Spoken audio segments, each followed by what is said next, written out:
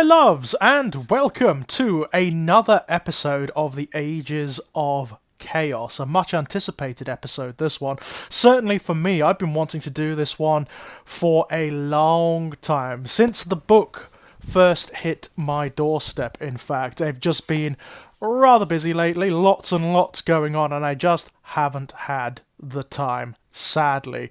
Also, look forward to another couple of episodes featuring books from the Age of Sigmar setting, from the Mortal Realms. The Hedonites of Slaanesh are out, as are the Blades of Khorne, so both of those will be getting an overview very, very soon. Very excited about the Hedonites. I don't know whether you know, but Slaanesh kind of like level pegs with Tzeentch for me. Slaanesh is easily one of my... Slaanesh may in fact be my favourite Chaos power. Everything Slaanesh represents, that sort of Dionysian thing, I love. I'm a sensualist. I'm a creative entity by my very nature.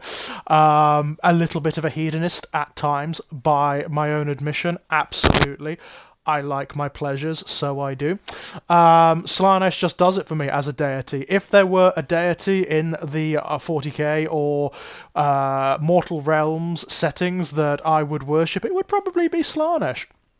So the Hedonites, I mean, I just love that army. I love it to bits. And for there to be a new book out there, very exciting indeed. But we'll get to that when we get to it. This is, as you may have anticipated, Codex World Eaters. I mean, how long, guys, have you been waiting for this? I'm not a World Eaters player myself. Khorne being kind of my least favourite of the Chaos powers, if I'm honest. I mean, I love them all. But Khorne is the one that represents me the least. It's the one that I connect to the least. Obviously, Khorne is the god of anger and of hatred and of violence and of warfare in all of their many and varied forms. He is the most wholly destructive and negative of the Chaos powers insofar as I can see. I can see how there could be civilizations, for example, dedicated to any one of the other powers. Khorne, a bit more difficult. Certainly a bit more difficult. Not impossible, by the way, because there are civilizations dedicated to Khorne. There are, certainly in the Age of Sigmar setting, and even in the 40k setting, there are civilizations dedicated to Khorne. You know, tribes, human civilizations, long-lost militaries that have become sort of like war cults or violence cults. Tribes of humanity dedicated to gods of the hunt. Those are all dedicated to Khorne in their own peculiar ways. Assassin cults are all dedicated to Khorne. And then, of course, you have these guys. You have the World Eaters, who are, in many respects, the high priests of Khorne. They are dedicated to Khorne in his purest aspect, as the lord of self-effacing violence. They are dedicated to Khorne in a way that no other servant of Khorne is or ever could be. And how long, guys, have we been waiting? There has never been a dedicated World Eaters Codex. The closest we ever got was back in 7th Ed, when we had the much-missed Demonkin of Khorne, for which in many, many ways that was a prototype for this book in many, many, many respects. Now, first of all, to get, some of the housekeeping out of the way, the reception of this book, as is the case with all of the cult books, it was the same for the Thousand Sons, it was the same for the Death Guard, it has been as enthusiastic as it has been sort of negative. The negative aspects is, of course, that the army list, like the army list for the Thousand Sons and the Death Guard, is much pared down. A lot of the stuff you could take when the Khorne, the World Eaters army list was made from the core Chaos Space Marines Codex, you can't anymore. And that, of course, means that a lot of people's miniatures ranges, they're not negated, because you can still make a Khorne Chaos Space Marine army and have it function fine. It just means that they are no longer like World Eaters in the same way that this Codex represents the World Eaters, So, and that's I get it. If you've put together like a really big, dedicated World Eaters army and it has stuff that you can't take anymore, I kind of get that. It's a bit of a shame. And there are certain omissions that are a little bit weird. For example, no Khorne Chaos Lord. No Chaos Lord in Terminator armor, which is a little strange because, especially given that there's that limited edition miniature based on the that piece of old Adrian Smith artwork, you know? That's kind of a shame, but on the other hand, I get what they're doing with this book. It's exactly what they've done with the other cult legions. They want them to be different. They don't want the World Eaters to be the same as a core Chaos Space Marine army. They want it to be far removed. They want it to be far more defined than that. And they are. I think, for my money, speaking as a non-World Eaters player, and also as a non-competitive player, I play the game more for role-playing than anything else, to be perfectly honest.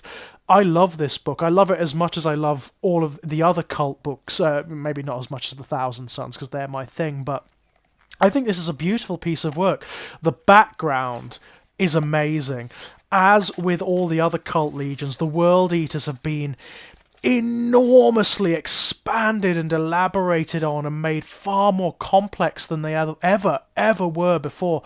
A lot of material has been carried over. One thing I love that this book and the other cult books represent is that there's now a lot of interplay and cross-pollination between the rule books and the Black Library publications. A lot of stuff that only existed in the Black Library books is now canon in these books. For example, Nuceria, the World Eater's homeworld, is now officially labelled as Nuceria, as was coined by Aaron Dembski-Bowden in the book Betrayer, which really profoundly changed the World Eater's background and lent, certainly, Angron an entire other dimension. That's all in here, and that is brilliant. All the stuff about them originally being the Warhounds before they found Angron, the Warhounds Legion, that's here too. The stuff about the Conqueror being their flagship and Latara Sarin being the captain, the presiding captain of that ship, that's here. The stuff about Angron attaining demonhood amongst the sands of Nuceria as a result of Lorgar calling down a Cornate warp storm around him, that's all in here. The stuff about Scalathrax is all in here. I mean, I love that. I love that to utter bits. Angron has so much pathos in this book. It's unbelievable.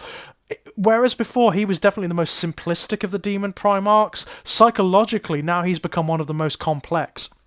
The book, when it talks about Angron, goes really deep into the utter tragedy of what drives him. The tragedy of Angron is that he's the most ruined of the Primarchs, and this book goes for it. And as a result, his legion, this is a legion of failures. This is a failed legion, and that's part of what drives them.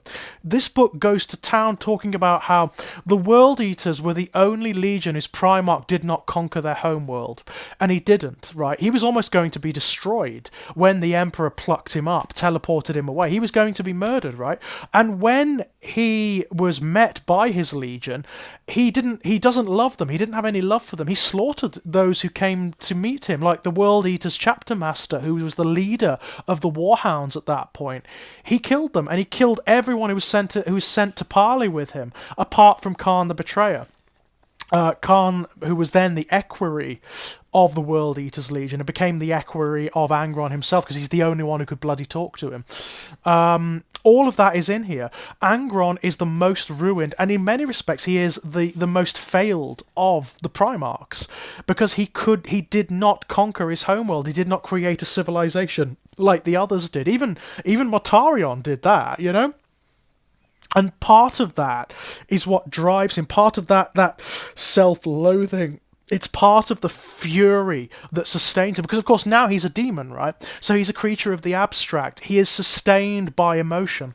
So that fury and that self-loathing, knowing that he is an utter failure, and also B, he is the epitome now in his demonic form of everything he once despised. He has always been a slave from beginning to end. He's striven against it. He's tried to break those chains, and now he's a slave that not even death can release. He is a slave until reality collapses in on itself, and maybe even beyond that, if chaos survives as it has survived like the collapses of myriad other realities, if Khorne survives, then Angron survives as an immortal slave of the blood god, and that anger is also what drives him. It's also what makes him, interestingly, one of the most physically powerful of the demon primarchs, because he is fueled and sustained by his own rage as well as that which surrounds him, and as a result he can't, and as a result of things like the Cicatrix Maledictum opening up, he can't be banished.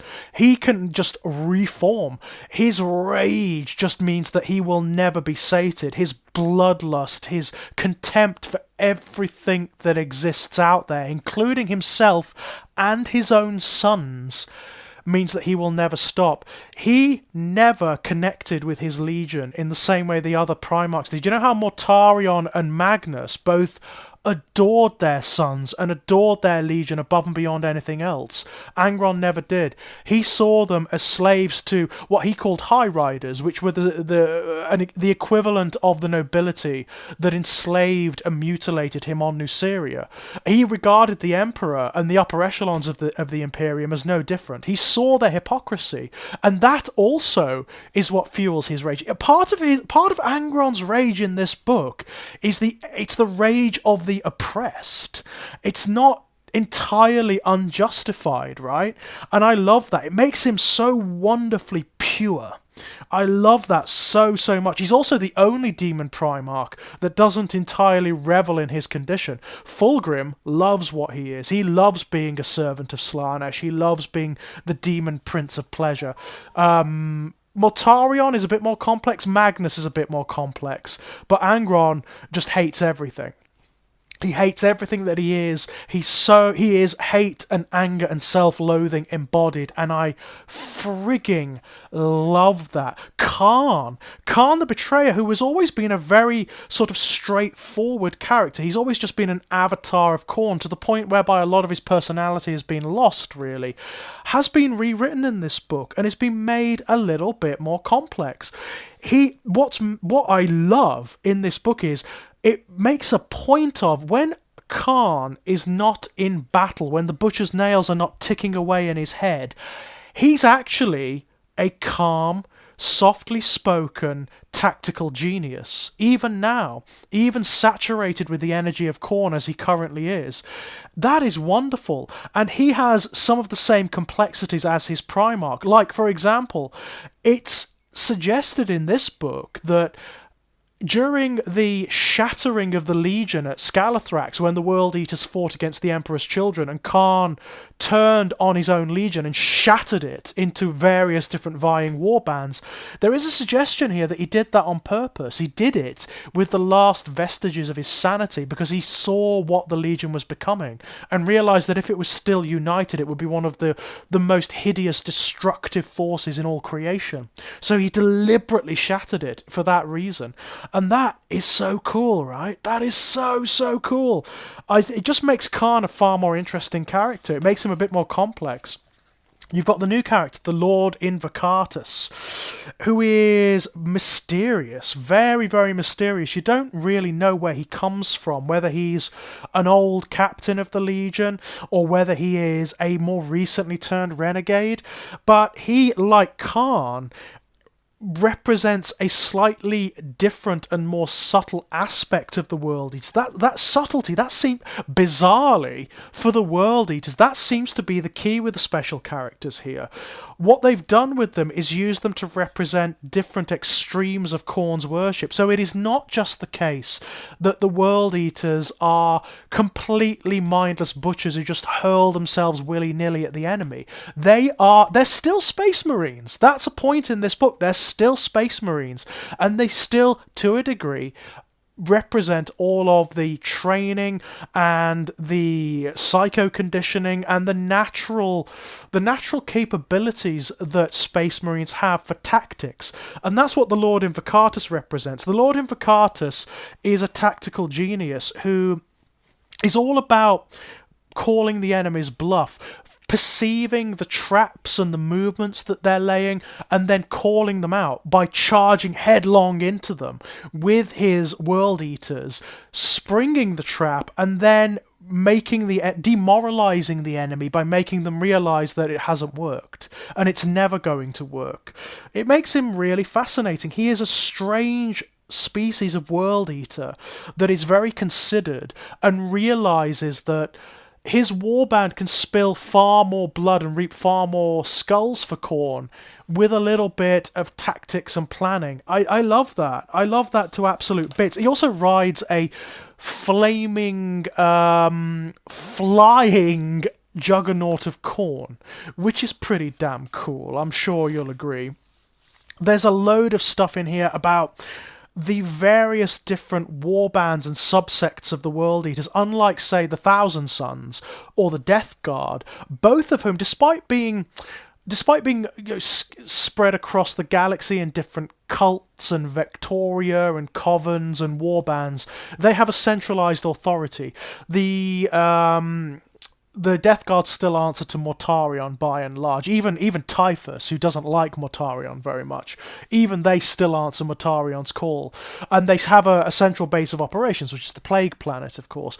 The Thousand Sons, even those that don't necessarily respect Magnus anymore, even the likes of Ahriman, who is an exile from the Sorciarius, the planet of the sorcerers, they still answer Magnus's call when he makes it. There is still centralized authority there. The World Eaters, there's none of that. There's none of that. They don't have a home world. Angron doesn't have a demon world. They are, as the description says, a legion broken and divided into various different warbands, all of whom have their own belief systems, their own philosophies, their own panoply, and their own beliefs about Angron and about what Khorne is and what Khorne wants and their purpose in the universe. It's really, really interesting. There are some fantastic little details and little subtleties and different variations on Khorne worship going on here that makes it more interesting and more complex than just kill, main, burn, kill, main, burn, kill, main, burn. It's fascinating. I love it to bits. I absolutely love it to bits. Tiny little moan from me here. The butcher surgeons that implant the butcher's nails are talked about a lot in this book, but they're not a unit. And they're not a unit because there was not a model ready for this book, and that's a bit of a shame. Since we've got 10th ed coming around, I've got a funny feeling when the World Eaters book hits them, we're going to get the butcher surgeons, because they're talked about too much for them not to be. Sort of like the World Eaters equivalents of both tech marines and apothecaries melded into one. Kind of interesting, you know? There's stuff about the 8-bound, the new Khorne 8. I suppose they are possessed units in many respects. You don't have the possessed from the Core Chaos Space Marine book. You have bespoke Khorne 8 possessed units too. 8-bound and Exalted 8-bound. An 8-bound are created by the butcher surgeons in this really sadistic ritual where they bind the supplicant in this thing called the 8 cage, which is like a big coffin, and the 8 cage connects to the butcher's nails and it hurtles the soul and consciousness of the World Eater into Khorne's own realm, beyond the warp, and the World Eater has to physically and psychologically battle with the 8 demons who are going to possess them and draw them into their own body. So they're possessed by 8 demons, these guys, and they are in a constant state of conflict even when they're released from the 8 cage. The ones who manage to overcome the demons and fuse with them into a single consciousness are the Exalted 8-bound, and they both do subtly different things on the battlefield. That's lovely. One of my favourite sections of the background is called Purity of Slaughter, and it goes really, really deep into how, for some of the World Eaters and some of the servants of Khorne, they reach this apex once it's almost like they become what they call sages of slaughter. They reach this state of nirvana through the constant rage and the bite of the nails. It erodes all other concerns and results in a certain purity and focus of perspective. And they are no longer conflicted like the other servants of Khorne. They're no longer driven by the pain. They operate in this state of absolute purity where they perceive everything around them and they function mentally and psychologically fine. They've used rage as their pathway to a kind of revelation, to a kind of nirvana state. And it's absolutely brilliant. I love that. I love that to absolute bits. Again, a new piece of background. It's a new piece of background that lends the World Eaters a little bit more complexity. It makes them a little bit more interesting. I love it to bits. Lots of lovely colour page. Oh, by the way, the artwork in this book is amazing. I would say better than most of the codexes that have been released because it's various. It still has some of that house style that Games Workshop have built up, but there are these big stylised pages of splashy, almost comic book red that have little bits of narrative in them. I just love that to bits. Love it to absolute bits. Lots of lovely colour pages in the heavy metal section with the new jackals, the Khornate cultists, the new Khorne berserkers. Adam, yes, there are new Khorne berserkers. I'm sorry, mate. Those lovely old ones from the late 1990s, they're gone. They're gone. And the new ones are in. The 8-bound, which people, mixed reception for the 8-bound. I like them myself. I really, really like them. And, of course, Angron himself, who is a frigging beast of a miniature. What a beautiful thing. The Lord Invocatus and the new Lord on Juggernaut, which we haven't had since the days of, like, the lead miniatures back in 2nd Ed. Absolutely wonderful. Now, as the rules go, big changes here. Big changes. You can tell that this is one of the last army books in 9th Ed because I think this book reflects, in terms of format, more what we're going to get going into 10th Ed, what the format is going to be. This book is designed for ease of use. A lot of one of the best things about this book, they've looked through it and all redundancy is pared away. Now, don't get me wrong, I love the ability to customise my army. The problem is with a lot of the books, even in 9th Ed, which I would argue has the best and the strongest run, the most consistent run of codices in terms of their rules ever, in any edition of Warhammer 40,000.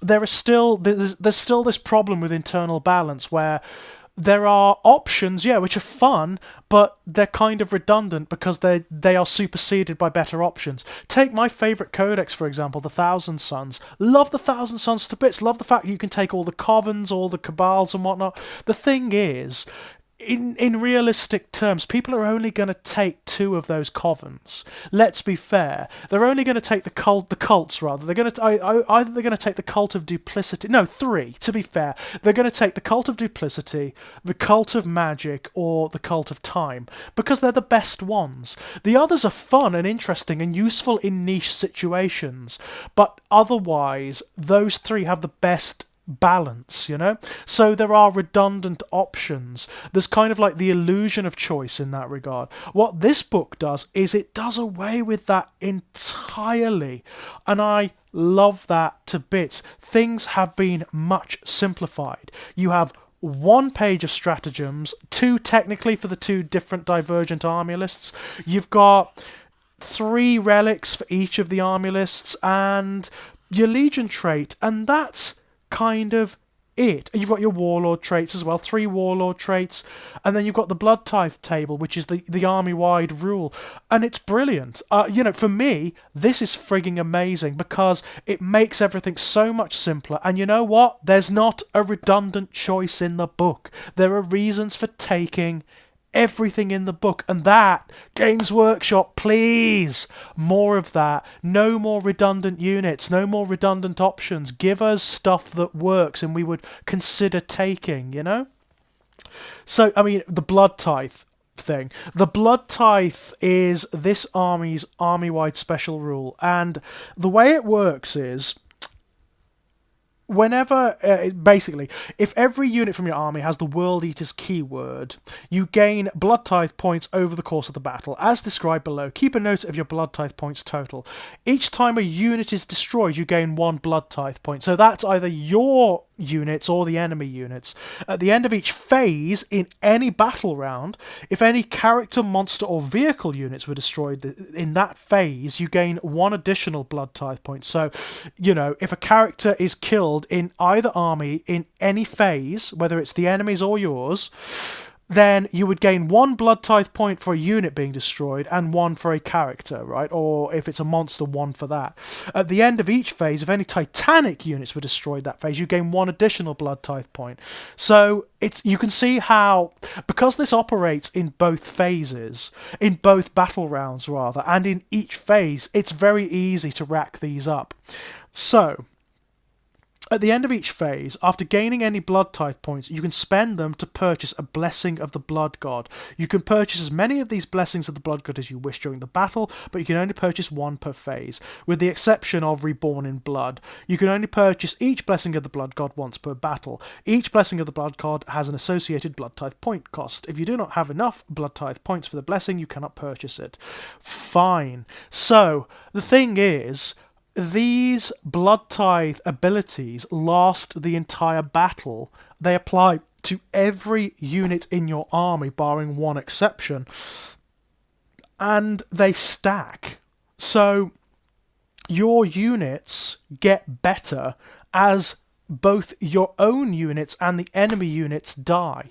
And that, I've just got to take a moment to comment upon that because it's brilliant. The subtlety of it is fantastic. There is something psychological about this which is absolutely brilliant. It changes the psychology of the way you look at your own units and the way you look at your units being destroyed. For almost every other army, units being destroyed is a bad thing, right?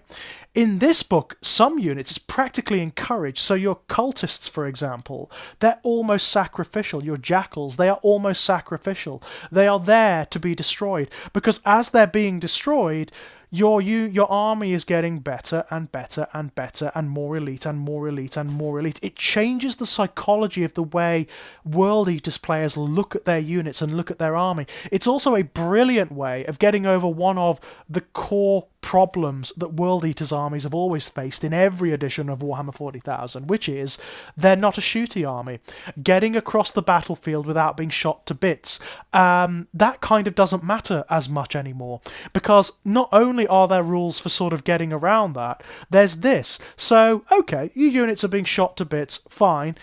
The other units are getting more powerful and more powerful and more powerful and more powerful to the point whereby they're getting pretty damn nasty. So what have you got? Spiteful Nullification. This is 2 blood tithe points. The blood god burns protective runes into the flesh of his chosen warriors. Until the end of the battle, each time a World Eaters model from your army would lose a wound as a result of a mortal wound, roll 1d6. On a 5+, that wound is not lost. So it's a shrug against psychic powers, effectively, and also other abilities that cause mortal wounds. It's bloody good. Warp Blades, 4 blood tithe points. Khorne imbues the blades of his chosen warriors with the essence of the warp, rendering them capable of passing straight through the armour of their foes. Until the end of the battle, each time a World Eaters model from your army makes a melee attack, improve the armour penetration characteristic of that attack by 1. Given that almost every unit in this army already has at least a -1 on its armour penetration, that's very good. And considering that things like Khorne Berserkers already have a -2, that means that they can operate at -3, which is really fantastic. Rage-Fueled Invigoration, 3 blood tithe points. As the battlefield becomes a charnel house, those who spill blood in Khorne's name find their muscles swelling with unnatural power, helping them propel towards the foe in bestial bounds. Until the end of the battle, add 1 to charge rolls made for World Eaters units from your army. Again, fantastic little benefit that helps your units get into the combat to make those charges they need. Martial Excellence, 5 blood tithe points. Khorne infuses his warriors with great speed and fury. Every blade sweep they swiftly follow with another, cutting their foes down with a flurry of killing blows. Until the end of the battle, each time a World Eaters model from your army makes a melee attack, an unmodified hit roll of 6 scores 1 additional hit. potentially amazing given how many attacks you're going to be chucking out with most of your units. That's nasty. That's the one I'd be going for first, if I'm perfectly honest.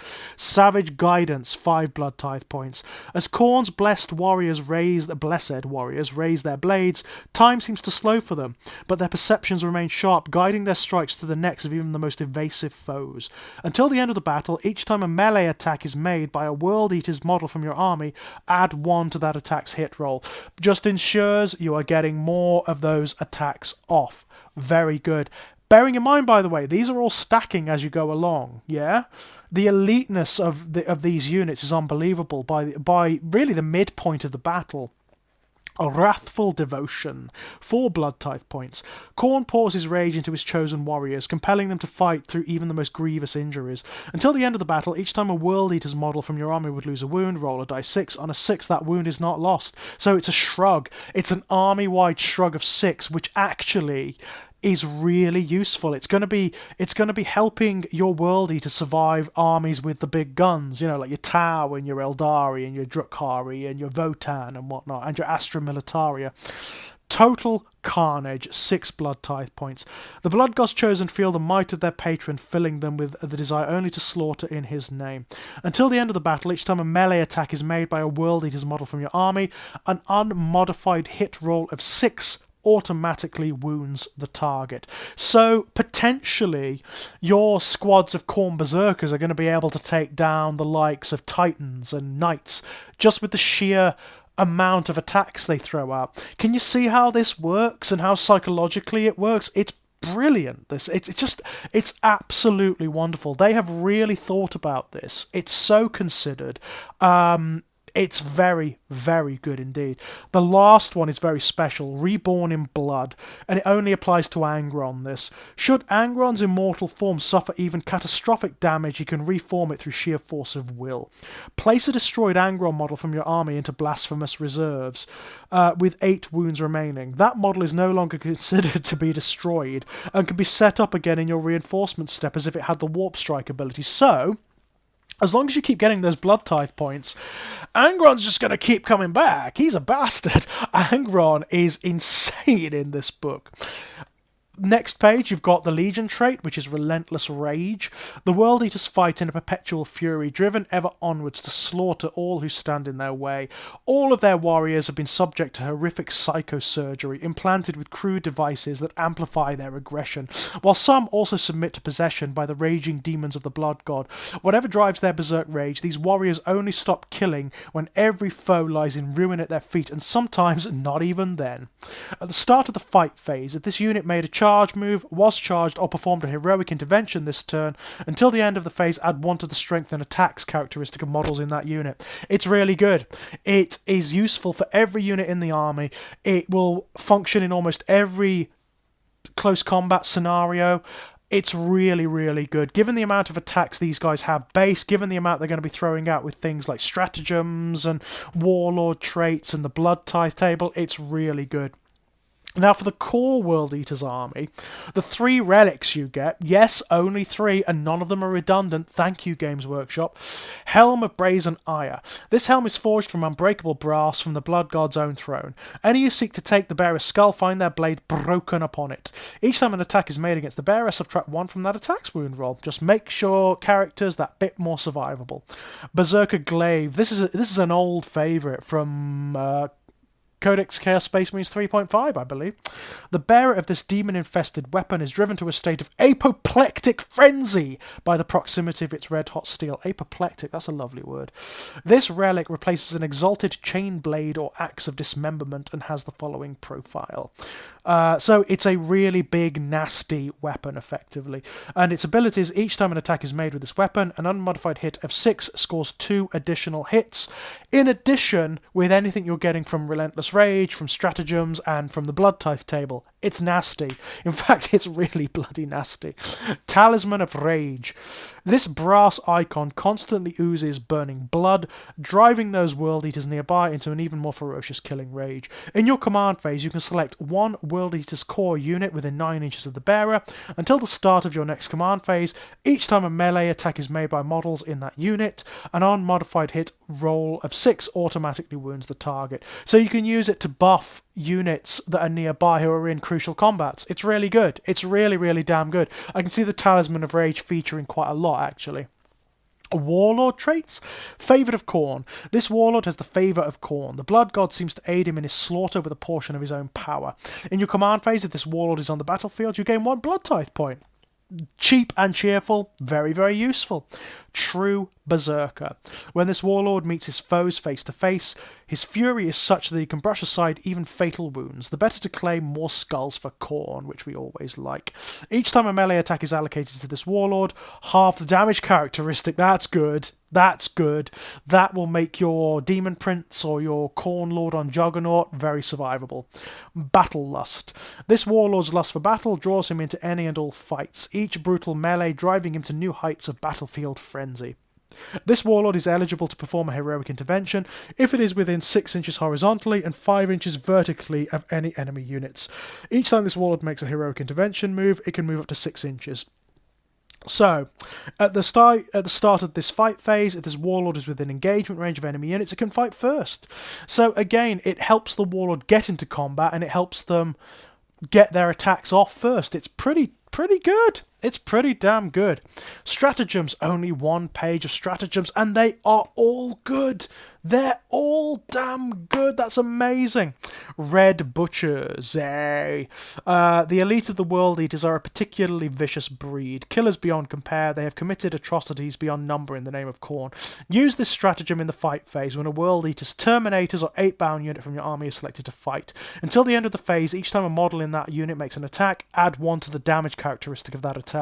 Given that, I mean, I know people are a bit upset that the Red Butchers are not their own bespoke Terminator unit, and I get that. That would have been nice, but you know what? Given that the Chaos Space Marine Terminators with the Mark of Khorne and the Legion trait in this book are nasty as all hell, and that makes them even nastier, it's fine.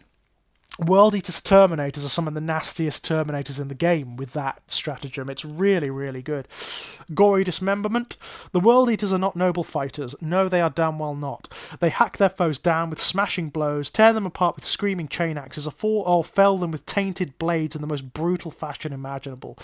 Use this stratagem in the fight phase when a World Eater's core or World Eater's character unit from your army is selected to fight. Until the end of the phase, each time a model in that unit makes a melee attack, an unmodified wound roll of 6 inflicts 1 mortal wound on the target in addition to any normal damage. A maximum of 6 mortal wounds can be inflicted each time this stratagem is used. That is very nasty. Bloody hell, that, and considering it only costs 1 command point as well, that's an absolute bargain. It just makes your units that much nastier in melee. I've got a cup of coffee, by the way, which I need. Sadly, it's not a cup of boiling blood. Skulls for the Skull Throne. This is an epic deed stratagem. Khorne rewards those who test their might against the strongest foes, blessing the greatest warriors with his favour. Use this stratagem when an enemy warlord is destroyed by a melee attack made by a World Eater's character model from your army. Select 1 or both of the following. You gain 2 additional blood tithe points, very good. Until the end of the battle, add 1 to advance rolls and charge rolls made for the World Eater's character model. Either way, they're very, very good, you know? It's a very nice stratagem. Scorn of Sorcery, bit of magic defense. Like the god they worship, the warriors of the World Eaters despise psykers and their trickery, and through the sheer force of their hatred can sever sorcerers' powers. Use this stratagem in your opponent's psychic phase after a psychic test is passed for an enemy psyker unit, and after any deny the witch attempt is made, if any. If that enemy psyker unit is within 24 inches of any World Eaters unit from your army, roll 1d6. On a 4+, that psychic power is denied. So it just gives them a bit of psychic defense, which they kind of need because they don't really have any otherwise. Next up, we have Blood Frenzy, obviously very characterful for the World Eaters. Even mortal wounds are insufficient to prevent World Eaters from giving Khorne his due, spilling blood until their very last breaths. It's kind of cool, that is. I mean, that's a bit of the background for the World Eaters. One of the things they do is they'll even turn their chain weapons on themselves if they can't get to the enemy. It's a lovely bit of grim, dark OTT sort of nonsense, which I really, really love. Use this stratagem in the fight phase. When an enemy unit is selected to fight, select one World Eater's core unit from your army that is within engagement range of that enemy unit until that enemy unit's attacks have been resolved. Each time a model in the selected unit is destroyed by a melee attack, if that model has not fought this phase, do not remove it from play.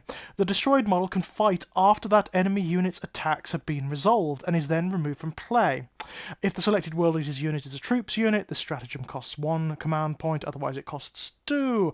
Yeah, it's a nice little bonus which, again, alters the psychology of your units being destroyed. It means that they can still fight in melee, they can still get their attacks in, and that's going to act as a very good deterrent when it's used on particularly nasty units like Terminators, for example, or the 8-bound. Aggressive intervention. The Sons of Angron are ever eager to meet their foe in glorious hand-to-hand combat. Such warriors do not wait for their foe to reach them, but instead surge forward desperate to spill blood. Use this stratagem in the heroic intervention step of your opponent's charge phase. Select one World Eater's core unit from your army. Until the end of the phase, that unit is eligible to perform a heroic intervention as if it were a character unit, and is eligible to perform heroic intervention if it is within 6 inches horizontally and 5 inches vertically of any enemy units. When performing a heroic intervention with that unit, you can move each model in that unit up to 6 inches. All the other rules for heroic interventions still apply. I mean, the key with this one is that it's during your opponent's charge phase. So it's a way of disrupting your enemy's battle plans, which is kind of key for the World Eaters, particularly in the melee or assault section of the game. But it's also a way of getting into combat and staying there, of making sure you kind of control the opponent's charge phase. Can be very useful. Smoke screen, that's just the same as it is for all the other Space Marines. Icon of Wrath, this is a nice throwback to the old days when the Icon of Wrath was something you could buy for a World Eater's unit, and it's been around since the days of Realms of Chaos, I do believe. There was even a model for it once upon a time, way back when. There used to be in 2nd Ed a metal World Eater that had an Icon of Wrath. I think I've still got one of him somewhere, actually. The brass icons raised above Khorne's host radiate killing energy. Those who fight beneath them race towards the foe, eager to consecrate their sigils with the blood of their enemy. Use this stratagem in the charge phase when a World Eater's icon unit from your army is selected to charge. Until the end of the phase, each time you make a charge roll for that unit, roll 1 additional die 6 and discard the lowest result. It's just a way of making sure that your charges work. And that's kind of essential for the World Eaters. They're not very good at anything else, to be honest.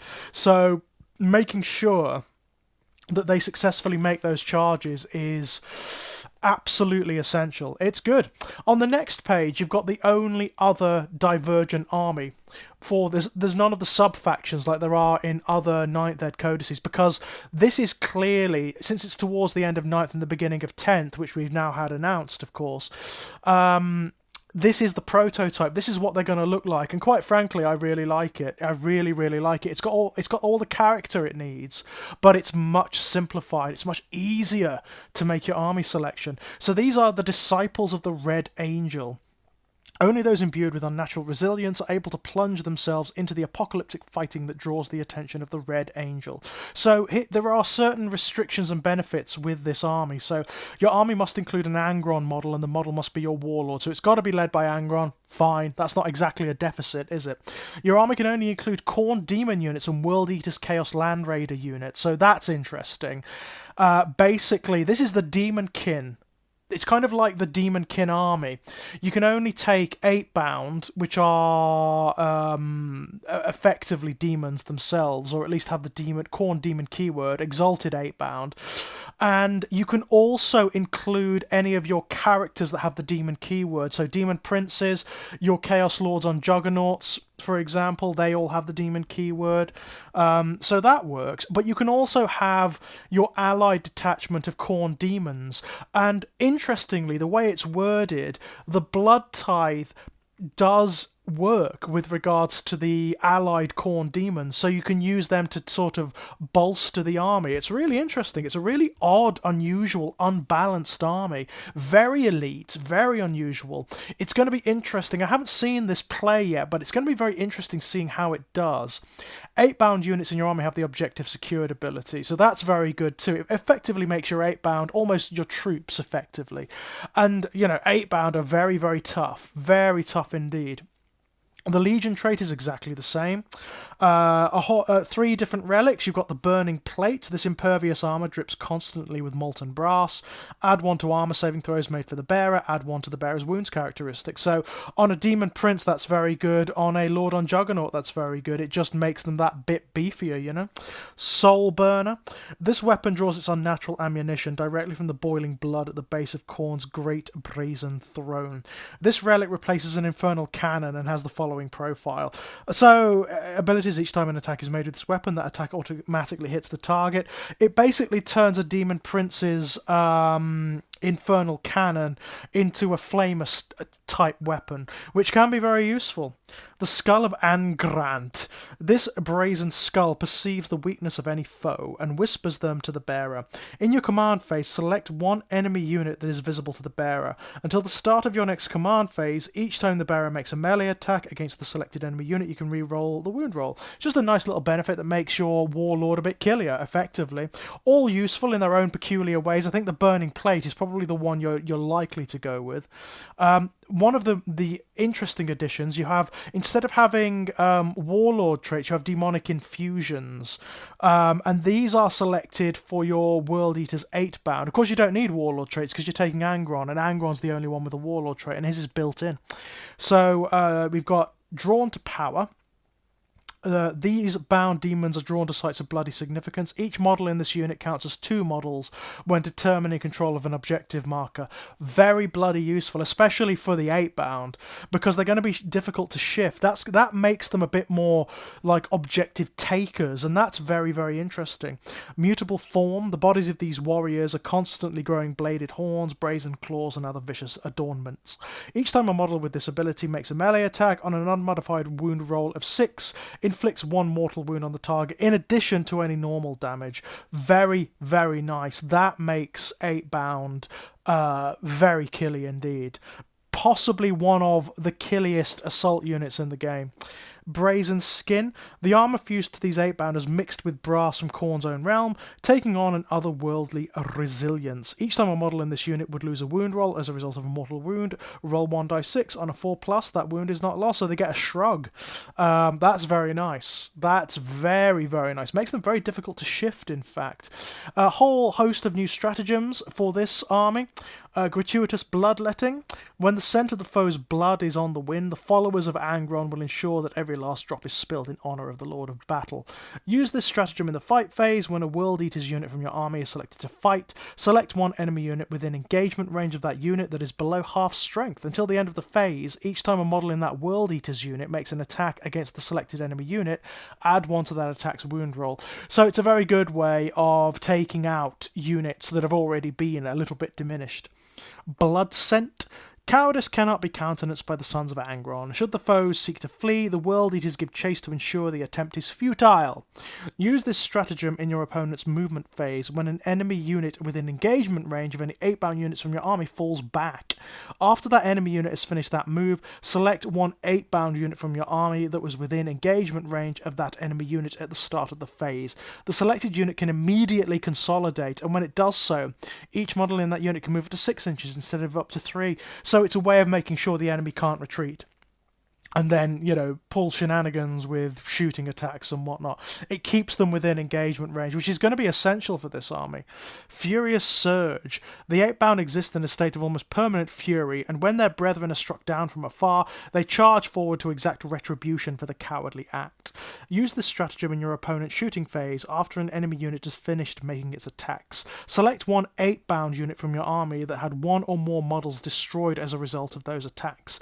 The 8-bound unit can make a normal move as if it were your movement phase. So it effectively means that after being shot at, your 8-bound can then move like Khorne Berserkers do, and that's pretty good. Diabolic Machines. Even the tainted machineries of the World Eaters are affected by Angron's rageful presence, their bound spirits seeking to destroy their foe despite any damage done to their metallic form. Use this stratagem in your command phase. Select one World Eater's machine spirit or World Eater's demon engine model from your army that has characteristics that change as it suffers damage. And until the start of your next command phase, that model is considered to have its full wounds remaining for the purposes of determining what characteristics on its profile to use. So it just means that it means that your machines and your war engines will be operating at full capacity. It's situational, but it can be good. Apoplectic Frenzy, good name.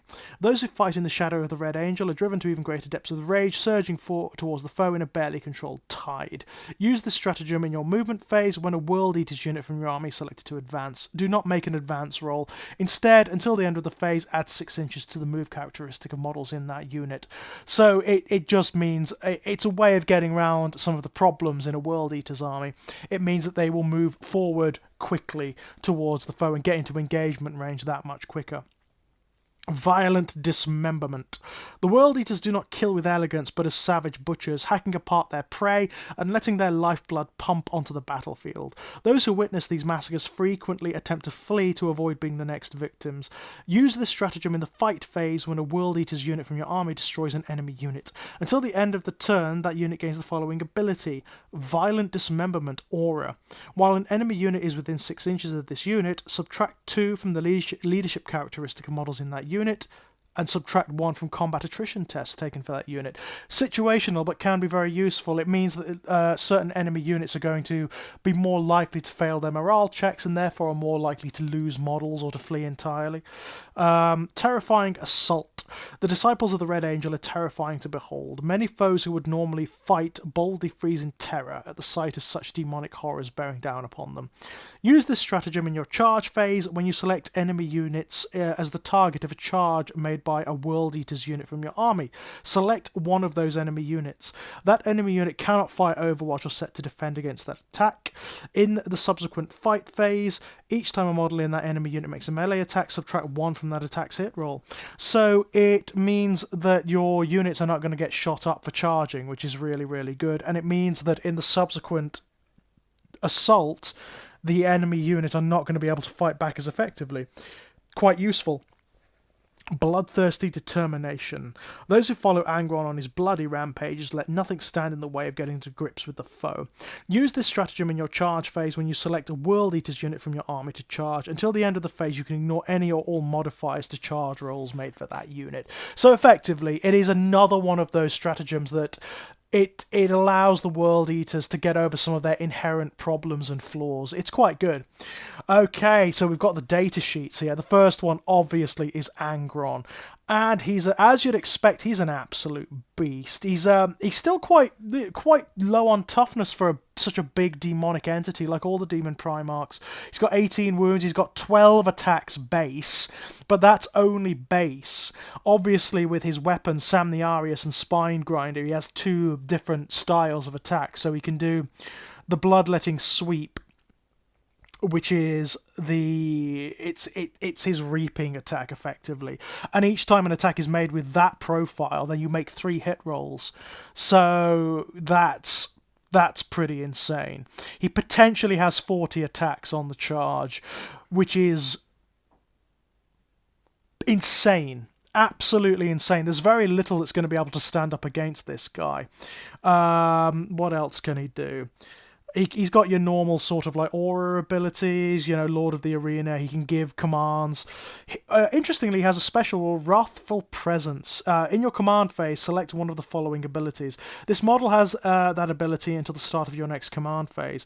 Infectious Rage. While a friendly World Eater's core unit is within 6 inches of this model, add 1 to the attacks characteristic of models in that unit. Very good.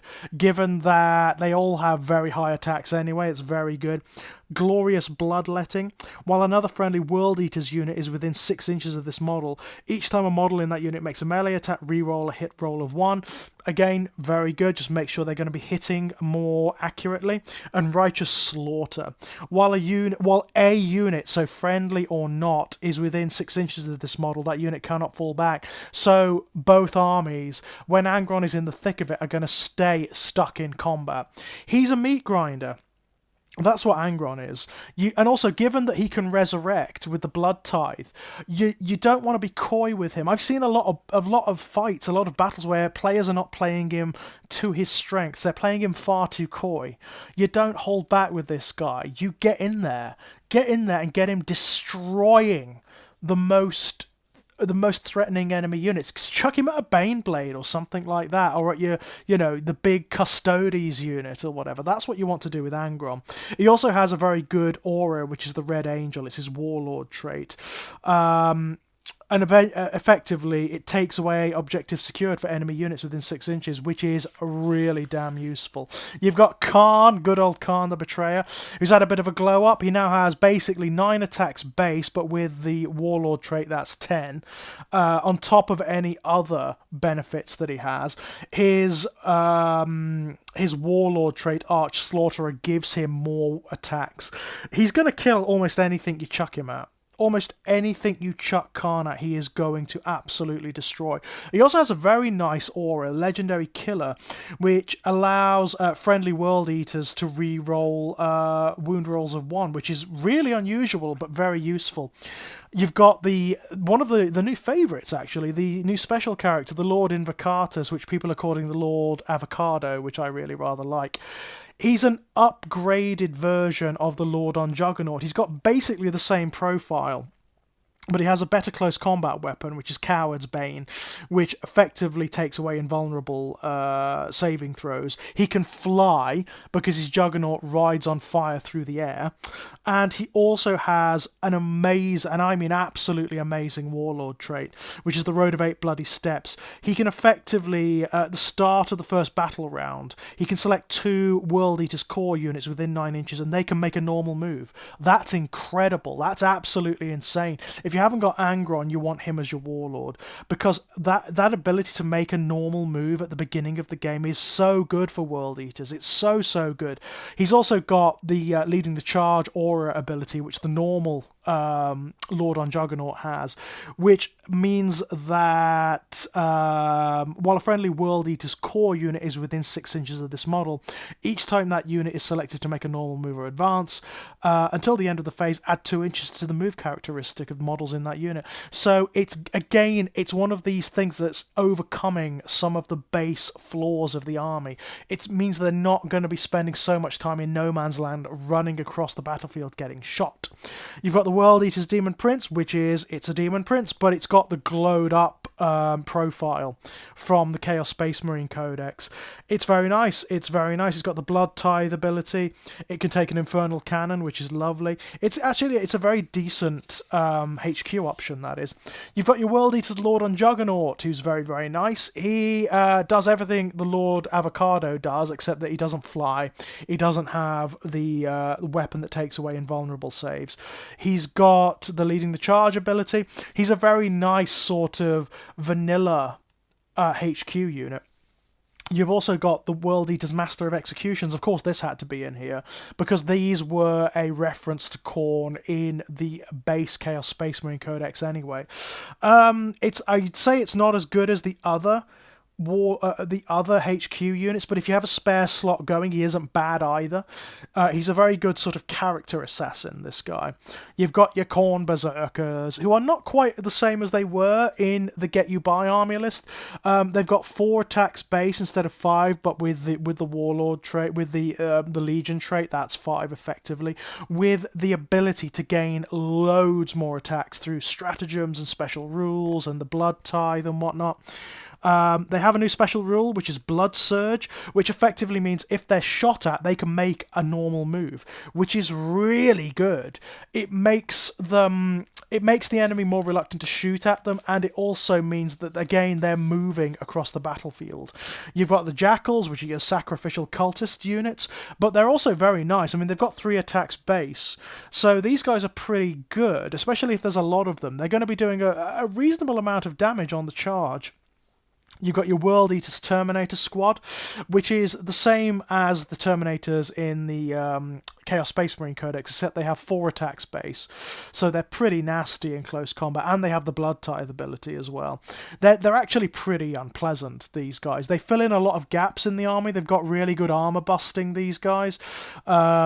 Pretty good firepower, so I imagine most armies are going to take a unit of Terminators because they fill too many gaps in the army.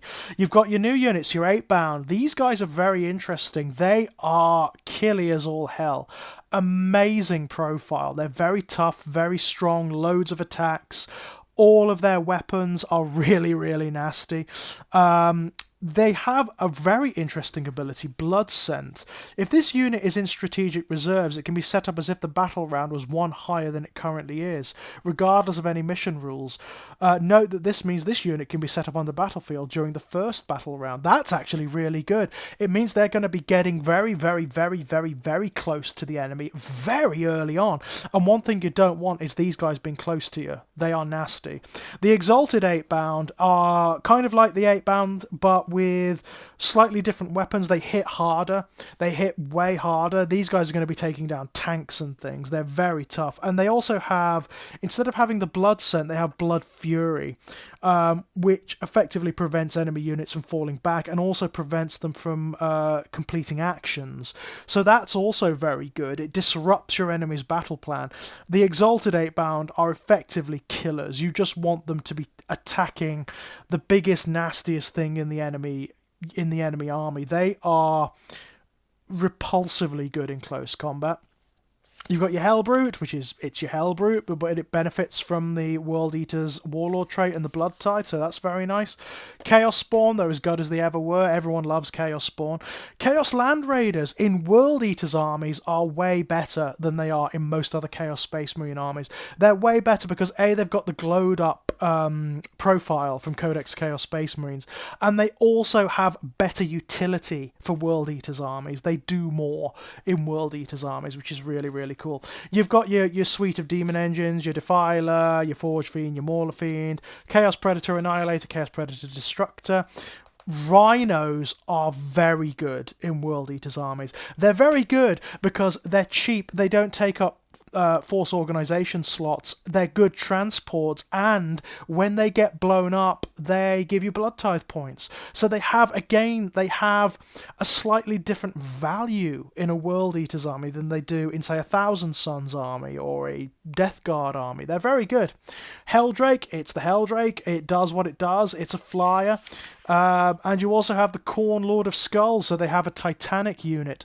It's very expensive for what it does, but it is very tough. It's very bloody tough. It's like a Titan, this thing, and it will kill things. I'd save that for bigger battles, you know. So that's the World Eaters. They are a very, very interesting army. They play unlike anything in 40k. For one thing, they're not very good at taking objectives, and Ninth Ed is all about taking objectives. These guys, what they're about is eliminating the enemy from the objectives and tabling the enemy. That's kind of what they're for. They are very bad at holding objectives in general. They are an assault-based army, which is unusual it's been unusual in 40k for a very long time, but they work very, very well. They require a sort of psychological rejigging of how you play 40k and how you perceive 40k to work. But when you've got them down, when you understand how they work, they're going to do the business again and again and again and again. Of course, their stay in 9th Ed is going to be quite short-lived because 10th Ed, as we now know, is just around the corner. So it's going to be very interesting to see how they fare when they turn up in 10th edition and how that alters the way they play, because it's going to be a significant change.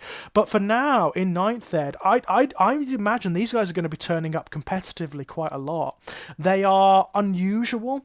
They're like all of the Chaos Space Marine cult armies. They represent a particular extreme, and as a result, they are difficult to play, but once you've got them down, they're very, very rewarding indeed. And I mean, just in terms of background and fluff and ethos, there's so much going on in this codex. It's a joy to read, and it's great to see them there. It's great to see them alongside the Death Guard and the Thousand Sons.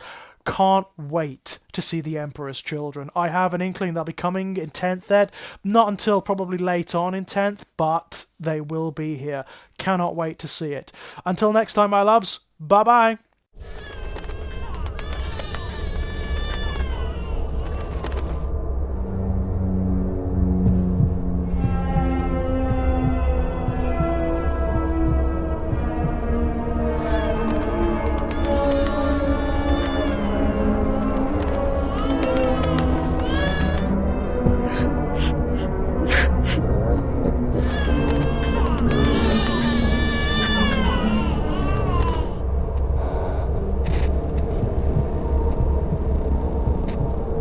Codex.